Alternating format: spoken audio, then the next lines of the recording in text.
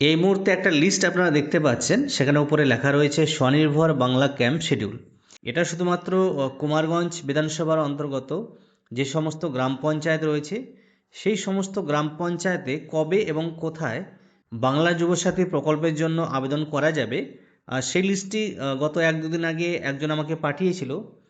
সেই অনুযায়ী আমি যা ডেটা পেয়েছি, আজকে এই মুহূর্তে ওয়েবসাইট চেক করে একদম সম্পূর্ণ বিপরীত অবস্থা। আমি যদি আপনাদের দেখাই, আপনারাও গুগলে গিয়ে টাইপ করবেন স্বনির্ভর বাংলা ক্যাম্প লিস্ট, প্রথম লিঙ্ক চলে আসবে apas.wp.gov.in।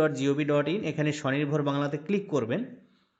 ক্লিক করার পর ওয়েবসাইটটি খুলে যাবে এবং ওয়েবসাইটটির ওপরেই দেখতে পাচ্ছেন find your camp 15 February to 26 February, 15 থেকে 26 ফেব্রুয়ারি পর্যন্ত যে ক্যাম্প হবে, আর সেই ক্যাম্প আপনারা ডিস্ট্রিক্ট এবং বিধানসভা এবং ব্লক সিলেক্ট করে দেখতে পারবেন। তো আমি আমার জেলার জন্য দেখে নিচ্ছি দক্ষিণ দিনাজপুর।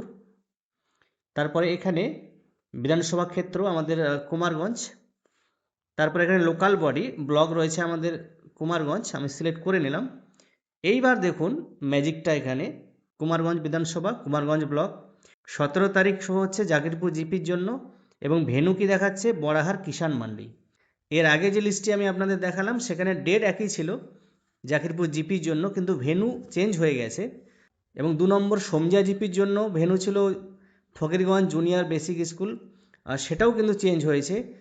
সেম সেটার ক্ষেত্রেও 18 তারিখ ডেট ছিল, কিন্তু ভেন্যু সবার জন্য পরিবর্তন করে আবার বড়াহার কিষাণ মান্ডি করা হয়েছে। তো এই জিনিসটা যদি কোনো আধিকারিক দেখে থাকেন, ওনারা একটু কনফার্ম করবেন, কারণ যারা আবেদন করতে চান ক্যান্ডিডেট রয়েছেন তারা এখানে কনফিউজ। প্রথমে একটা ভেন্যু বা স্থানের কথা বলা হয়েছে ক্যাম্পের, আবার এখন ওয়েবসাইটে চেক করে আরেক রকম দেখা যাচ্ছে। তো প্রত্যেক অঞ্চলের জন্য নতুন করে এটা হয়তো আপডেট দিয়েছে।